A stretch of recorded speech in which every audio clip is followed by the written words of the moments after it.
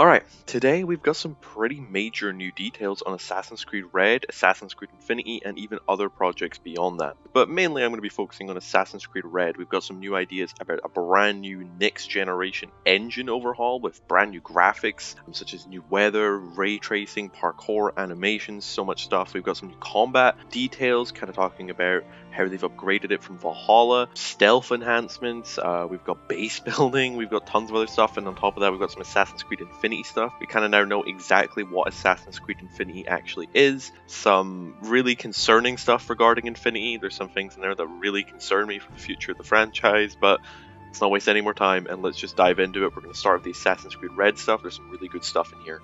So, Assassin's Creed Red, let's just go over what we actually know. So, Assassin's Creed Red will be set in Japan. It's going to be launching likely in late 2024. We've not been given a window, but we can kind of guess that Assassin's Creed Red will probably be sometime in that holiday season in 2024. I'd guess anywhere from like October to December of this year, 2024. There's going to be two playable protagonists. We've got a male and a female one, and there's going to be some upgraded mechanics coming from the previous games. We know that already, but this video you're watching right now has some of these new leaked details about what exactly is being upgraded, so stay tuned if you want to know what exactly is being upgraded from previous entries.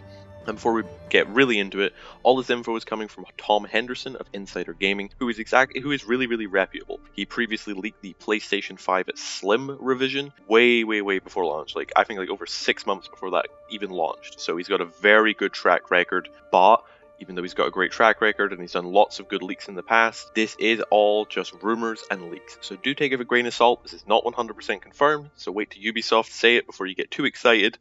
But he's got a really good track record. Just keep the hype in control. Let's start with these new next generation overhauls coming to Assassin's Creed Red. He basically says in this article that everything has had a complete overhaul in terms of animations, parkour, dynamic weather, and more. So he really does say that everything's had an overhaul. So he directly mentions parkour, weather, and animation. So I'm really hoping the facial animations are going to be improved, because Mirage especially had some of those really bad facial animations during cutscenes. I'm going to hope they're going to bring it up to current AAA standards. Parkour's kind of got me hoping that it's going to be kind of like Assassin's Creed Mirage, but even better. Maybe if the animations of something like Unity, that'd be amazing.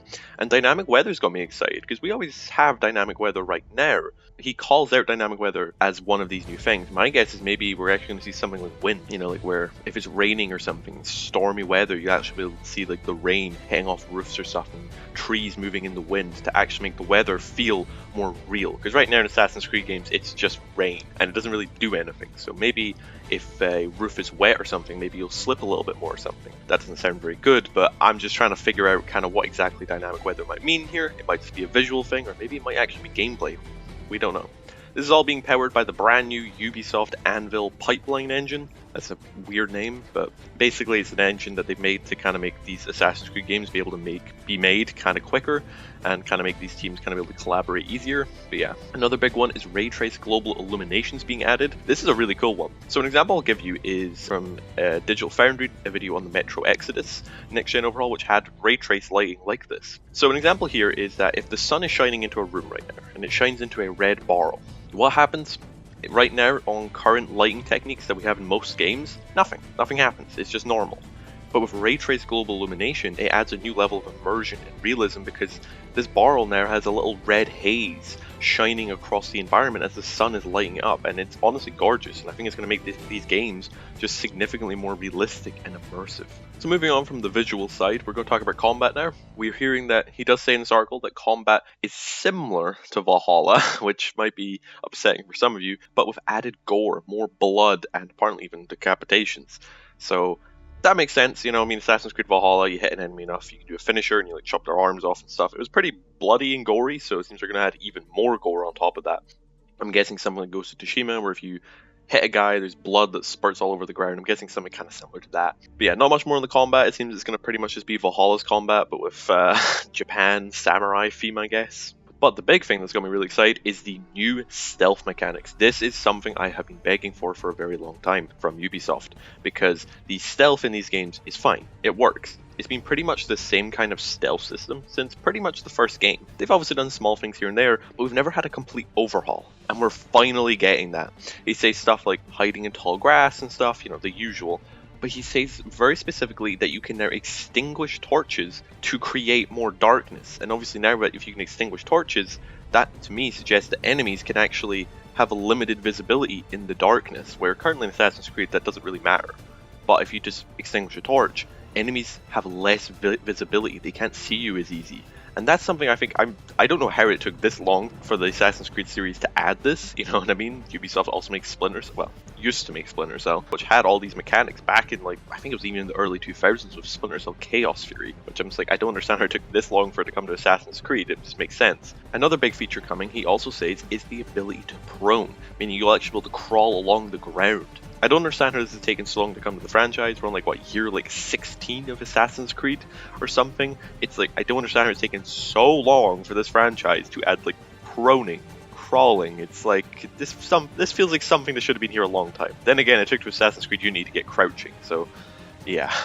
The next big thing for Assassin's Creed Red is the ability to build a hideout. Yeah, so instead of a settlement from Valhalla, this time in Red we'll have a hideout, which you can actually craft yourself by... He directly says in the article, you can place buildings your own way. You can pick a building and place it wherever you want.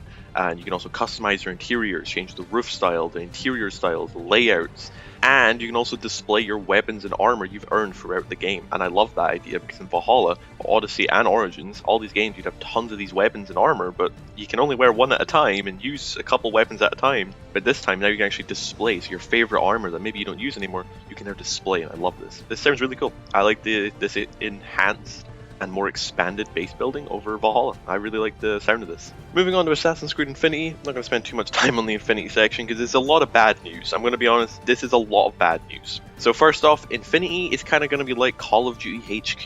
If you've played the new Call of Duty games, they have this thing called Call of Duty HQ where you launch Call of Duty HQ and it has Modern Warfare 2, Modern Warfare 3, and Warzone all in the same game, and it is the most convoluted, complicated thing that just doesn't need to exist. For example, when the Modern Warfare 3 beta happened, I remember having to launch the game, and I would launch into Modern Warfare 2, and then I had to click on Modern Warfare 3, the game completely rebooted, and then let me play Modern Warfare 3's beta. Safe to say, I did not buy Modern Warfare 3 after that. I think this got better now, but that really turned me off. And Infinity is pretty much the same thing, where you're gonna, if you want to play Assassin's Creed Red, you put the disc in your console or download it, whatever you want to do.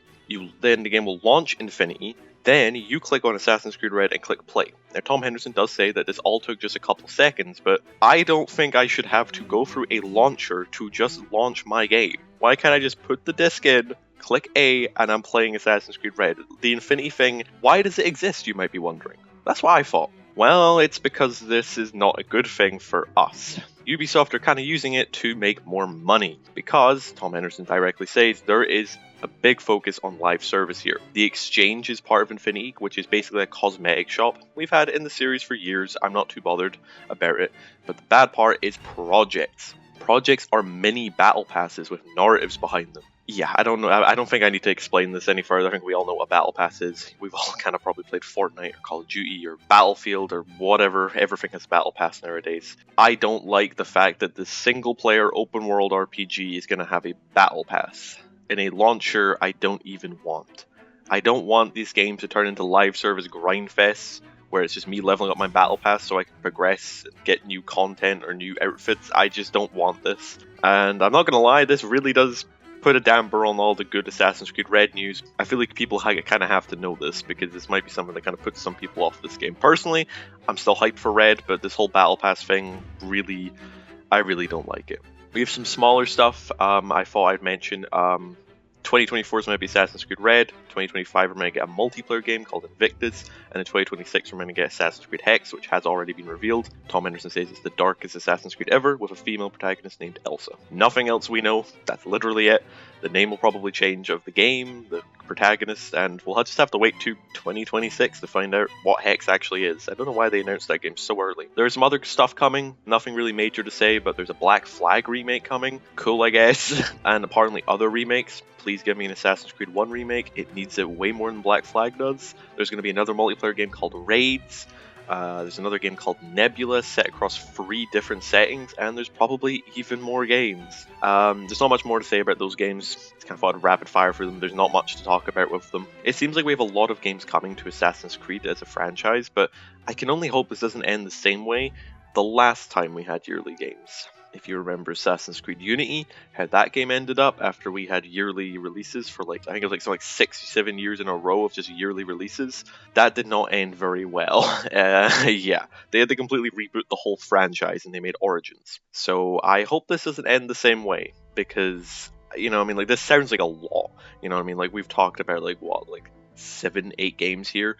I don't feel like I should be talking about 7-8 games when, you know, we're like potentially like so many years away from them. So I really do hope Ubisoft will kind of look at this and maybe slow down on the releases a little bit. Like maybe, like I get Invictus is going to be a multiplayer game, so that's not really a full Assassin's Creed, because it seems like we're going to have a single player game, multiplayer, single player, multiplayer. I get that, but my god, I don't know how many games I can play per year. Well, anyway, that's all I've really got to say about Assassin's Creed Red, and Assassin's Creed Infinity, and Assassin's Creed Hex, and Assassin's Creed Black Flag Remake, and Assassin's Creed Invictus. Yeah, there's a lot of games. A lot of games coming for this franchise. But yeah, that's all I have to really say. I think Assassin's Creed Red is sounding really, really good, but I do think Assassin's Creed Infinity sounds really, really bad. So I guess we got really good news and some really bad news. So I would take that however you want to take that. Anyway, I've been TheIntel, and I hope you have a lovely day.